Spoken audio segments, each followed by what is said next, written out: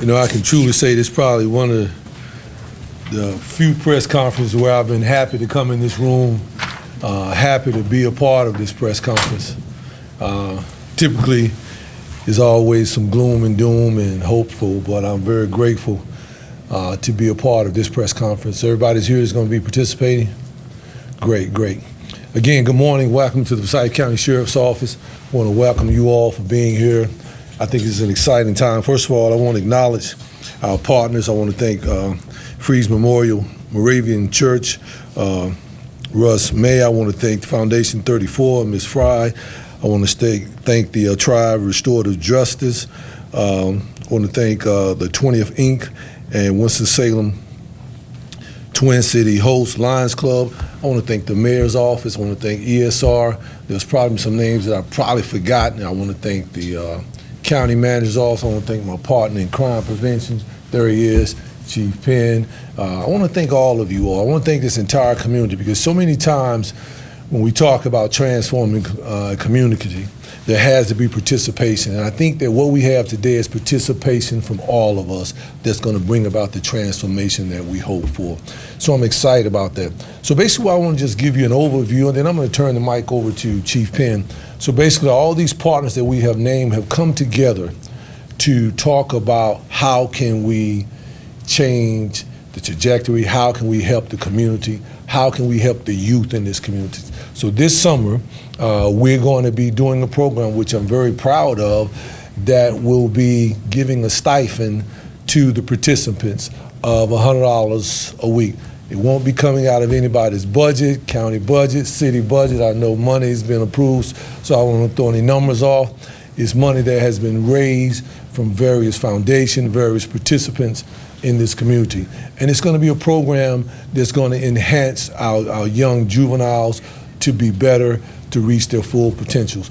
So I'll get out of the way. I'm just happy to be a part of it. As always, we're just facilitating some of this and happy to be a part of it. So I'll let you go from here, Chief Penn. Thank you. Right. Good morning. Good morning. Many of you have heard me over the years talk a lot about public safety and how it's not just one group's responsibility. I echo the sheriff's sentiments. Today is a good day. We've had several press releases and press conferences recently, and it was basically some disheartening news.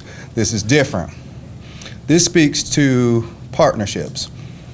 It's not by accident all these folks are here. It's been intentional, and we meet and we collaborate often, and we know that we needed to do something that can get our youth opportunity to be successful. So that's what this program is about. I also hope this community doesn't take for granted the working relationships between this group. Oftentimes when the sheriff and I show up at places together, folks say the sheriff and the chief, they sit together? They're on the same side? Yeah, because we talk several times during the week about how we can keep this community safe. So essentially, and traditionally, law enforcement have had to stayed on their side of the field and let everybody do the rest. We didn't come to the table on some of these social issues because that was someone else's. The sheriff and I, being from Winston-Salem, this is our community, and we know we have to do better.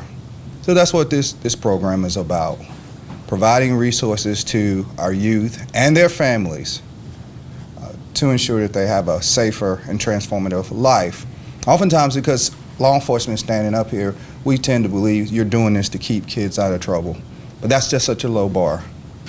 Study shows that children who get caught up in these negative circumstances are just as likely to be victims as they are suspects.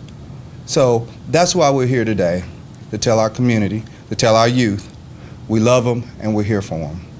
So Brother Alvin Atkins will take us to the next stage. Good morning. It is indeed a pleasure to be here today, because this is something that has been in the works for a few years. You may recall in 2022, our community was beset by a lot of gun violence and homicides, particularly youth, and that was the start of our partners really coming back together to address this issue. 2022, this is 2025. What happened since 2022 is that a lot of meetings have occurred talking about this issue.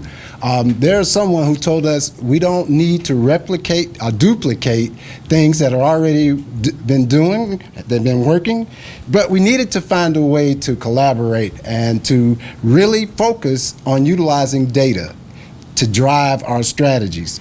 I was brought back into this in 2022 because 25 years ago, I was at a table called the Center for Community Safety. And we worked with partners in our community and really across the country in addressing issues raised by the community. That caused two people who I'll call out now. One is here, Dr. Pam Peoples-Joyner, right here. One who's not here is Rob Lang, who is an assistant U.S. attorney. But Rob also is a resident of Winston-Salem, lifelong, and they actually twisted my arm to come back and get into this because the problems and issues were still the same. There was still violence. What we wanted to do was learn from what had worked 25 years ago, and what we found worked was partnerships. What we worked was using data to help drive those strategies that will allow us to really focus on those incidents and issues that were causing violent crime. Because of that, today I'm here to thank Freeze Memorial Moravian Church and Foundation 34 as two community partners, and I see Russ May in the audience, who really stepped up and got it behind us to really make this happen. And because of that, we now have, as the sheriff mentioned, the mayor's office, ESR, the 20. We have Winston-Salem Twin City Host Lions Club. And most importantly for us, we have Triad Restorative Justice, an organization that is doing evidence-based work in our community, but coming together for us to help us do now what we wanted to do years and continue to do in addressing youth violence. So I want to just call up Ms. Valerie Glass of Triad Restorative Justice so that she can tell you a little more about her organization and what we have in store this summer. Thank you.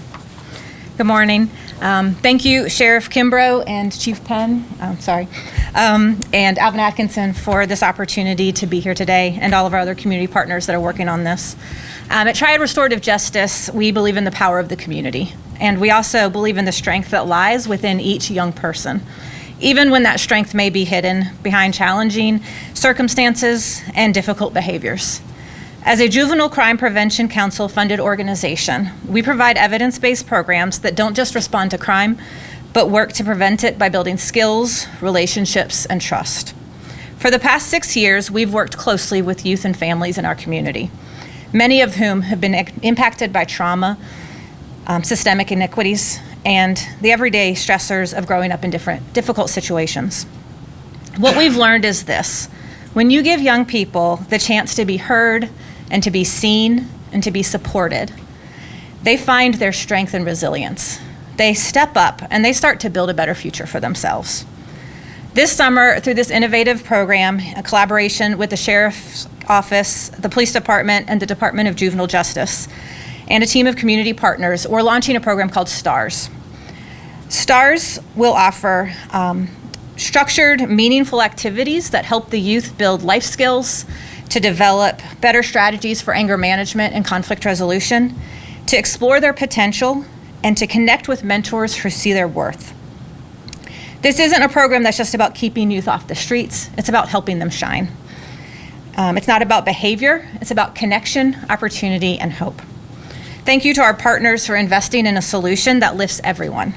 We're excited for what the summer will bring, and we're even more excited for what these young people will be able to bring to our community's future. Thank you.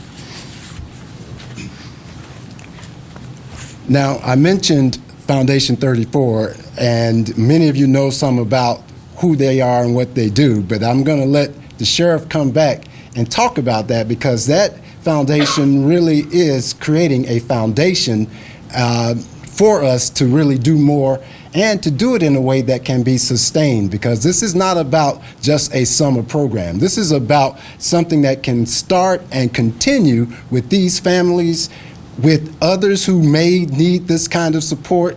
But we had to start somewhere. We're starting now, and the sheriff is going to come. As I know he's the sheriff, but he's also very important with Foundation 34. So I want you to come and share a little more about that. Sure. So, as always, here at the FCSO, Forsyth County Sheriff's Office, we operate in how can we change a community. It's more than what we do, criminal work, police work, civil work. It's about changing the community. It's about getting what we call community credibility. It's about what we call making sure that we meet some of the needs of people. As Maslow talked about the hierarchy of needs, we talk about the basics, the food, clothing, and shelter. And so we realize that we're giving a budget to operate within, and we realize that sometimes it doesn't give us what we need to do outside of traditional work.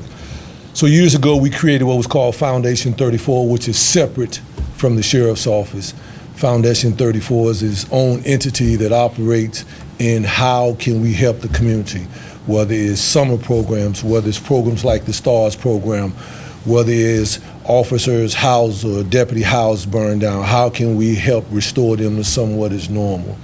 And so we realized that the Foundation 34, the Winston-Salem Police Department Foundation, what we could do collectively, what we could do creating synergy, how we could change this community.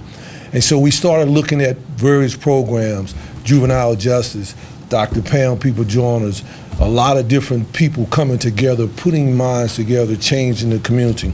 And what's so strange about this program that we have created, or they have created for the summer, is that it's amazing how one door opens and another door opens as a result of that door. And what you have is you have a ripple effect. Something started here.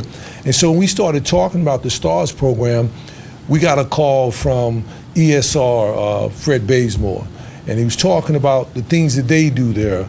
And so we realized that the 20 kids or the 15 kids that we have in the STARS program was not going to be enough to make the dent that we wanted.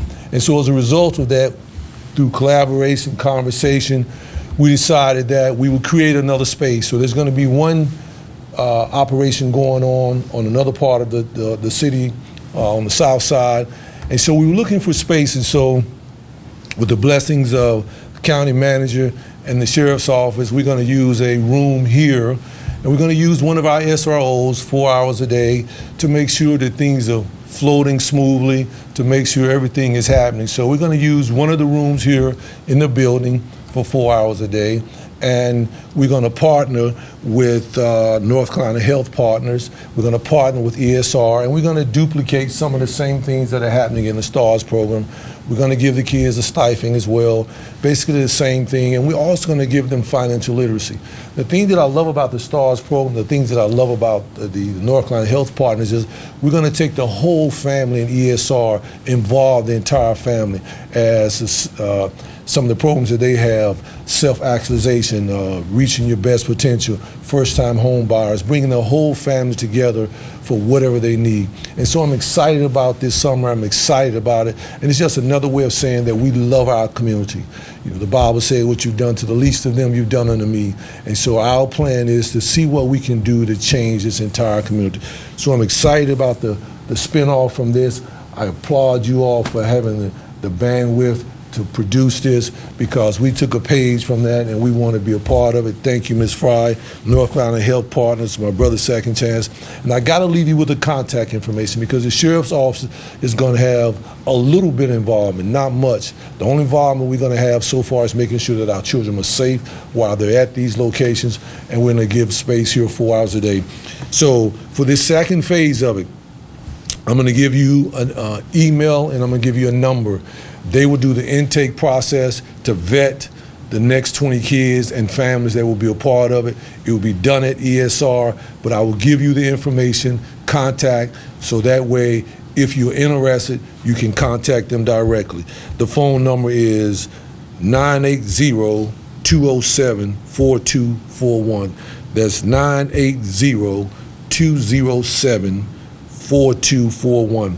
Their email address is intake@northnchealthpartners.com. That's intake, as it sounds, INTAKE, at nchealthpartners.com. I'll say it one more time.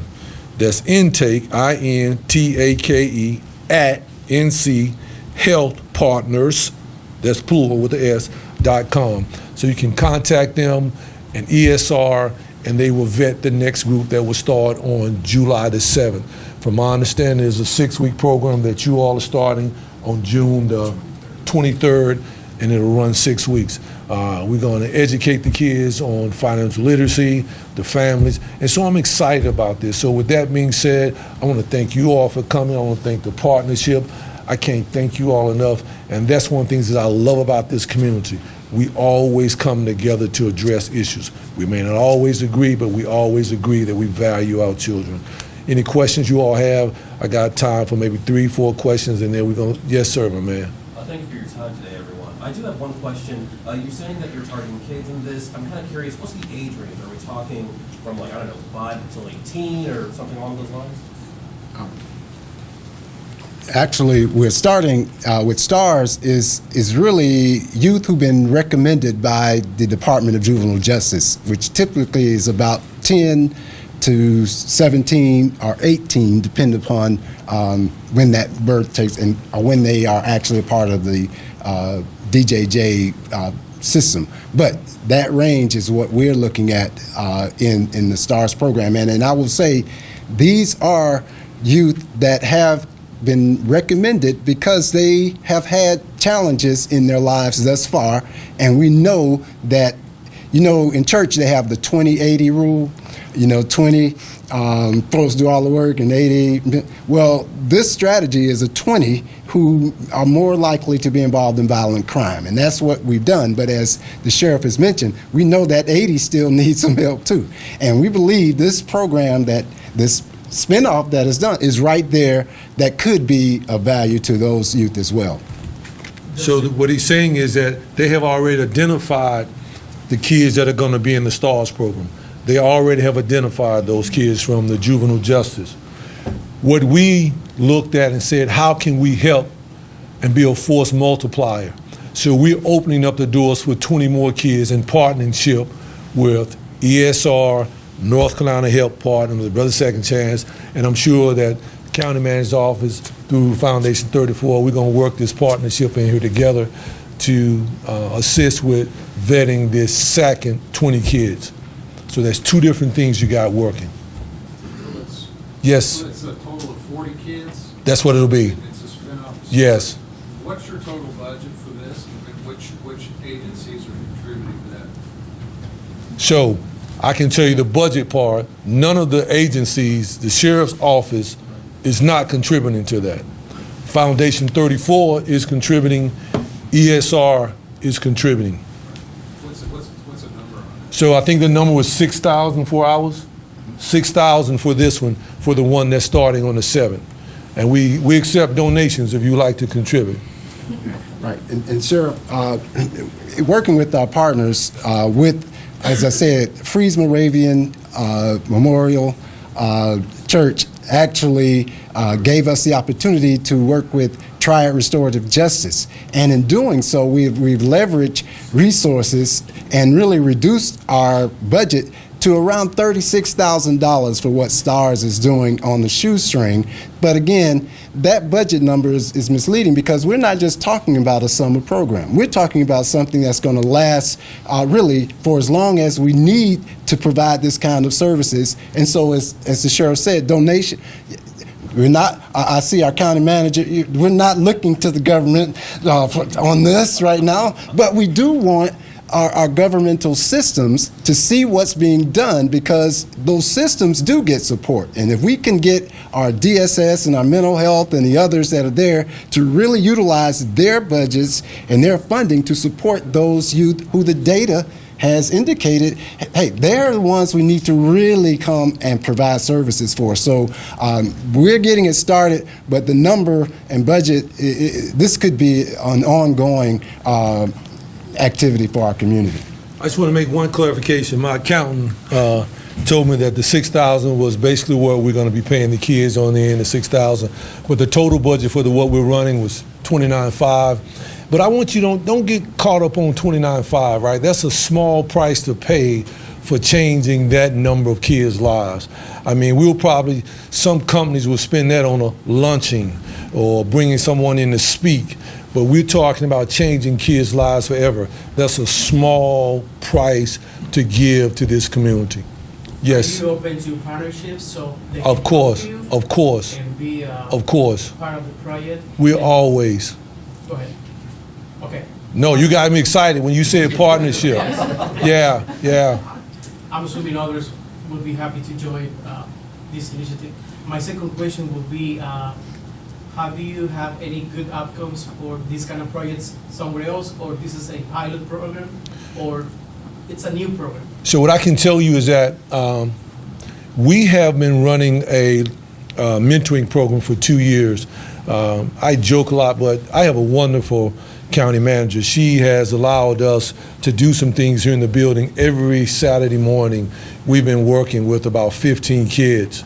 When we opened this up 2 years ago, just inside the sheriff's office, the numbers were overwhelming. So we have been working with kids for the last year and a half, 2 years. Every Saturday morning, we bring them in here for 3 hours. We feed them, we talk with them, we work with them during the school year, we work with the families. So we've had success of something similar to this. But I think this right here is going to take it up a notch for several reasons, because the partnerships that we're bringing in, it was just us doing it here at the sheriff's office. And so for the partnerships, I need to put this out there for anybody watching, listening. We would love to have help. I'll let Ms. Fry give you the email address to Foundation 34. We would love anyone out there in this audience because partnership is what's key in this community. No one can do this alone. This is a team effort. This is a team effort. You know, this community, we have enough resources to do anything in this community that we want to do. So thank you for bringing that up, sir. Sure. Yes. Yes, STARS is actually a pilot, but it's something that our community has been in the history of doing. 20 years ago, we had an initiative, the cross-agency team, which formalized to really bring support to the whole family. We've had Project Fresh Start to really look at youth and young adults who are coming back to our community. We've had Operation Reach, was actually taking our community partners to those families. So we've had a history of doing these things, and one of the great things about what STARS is really looking at is we have research tied to this. We have our UNCG partner at the table noting and keeping us on and making sure that we can come to the community with the results and impact of this work. So we're starting. This has been a great opportunity. I should have told the chief, I saw your press conference 2 weeks ago. I didn't like that one either. This one I like a whole lot better. Yes, ma'am. I was wondering if you could share a little bit more about what the daily schedule would look like for the kids involved in the program and what kind of thing they're learning. And then also stipend. I think I heard something about students getting a stipend, if you could share more about that. So I'll tell you the stipend, and you can tell the program? Sure. It's $100 a week per participant. That's the stipend piece of it. And the financial literacy part, what we learned is that we got to be under $6,000, else we have to file 600, else we have to file 1099. So we're going to be right at 5999. Our regular schedule will be meeting 4 hours a day, Monday through Friday. Monday through Thursday, we'll have kind of a normal routine going on. We know it's important for kind of have some similarity what to expect. And then Fridays are going to be field trip days. We're going to go out and we have a lot of different fun activities planned for Fridays, a chance to kind of help them connect better in the community. But the first week especially, it's going to be a lot of getting to know each other, trying to build community within the group of kids, because we know we're dealing with kids who are facing a lot of difficult things, and they've shown in the past that they struggle with how they're building community with each other in appropriate ways. So we really want to focus on building community. We're also going to be building in an anger management class that we provide throughout the year. We provide another anger management class, and we're going to offer that curriculum through it as well. We offer financial literacy, life skills in general. We're going to talk a lot about career options and what they need to do to finish their education, where they are in their education now, what they need to do to continue that on, and help them to kind of build some goals for that. So there's going to be some goal setting, connecting with what their interests are. And again, then we'll also talk a lot about community responsibility and how they can contribute in the community. And towards the end, we're going to work towards talking about restorative justice, which is something that our organization loves to talk about, and hope to get more kids thinking about the way that they're being accountable by repairing harm, things like that. So. Next question might be more for Sheriff. Can you just kind of talk about why this is important now? I know both you and Chief have been very outspoken about juvenile crime recently. Yeah, so I'll tell you exactly why it's important to me. You know, so many times we deal with a lot of issues involving our juveniles, and one of the questions that comes up is, you know, what is there to do for them? You know, how do we change them? How do we give them a different look? How do we give them different exposures? And so it's important to me because I believe that I could have been one of them kids. You know, he and I come out of East Winston. I came right out in front of it, Bloom Park, East 25th Street. I could have been a guy sitting across the street over there, right? He could have been as well. And so what I'm saying is that had it not been for the YMCA, Mo Lucas's, the people, the Dunlaps that sold into my life, that showed me something different. You know, I always tell the story growing up in East Winston, when I would ride my bicycle and I cross over University, those of us that are old enough, when you crossed over University, the pavement was different than it was in East Winston. They had designer bricks as you crossed into right there where Arbor Acres is. And so I would sit there as a young kid and just marvel at how big those houses were, and you drive less than a mile back east, and you'd be like, whoa, what happened? And so I understand that you got to show kids, you got to show juveniles, I don't like the word juveniles, but you got to show kids something more than what they have, because you don't know what you don't know.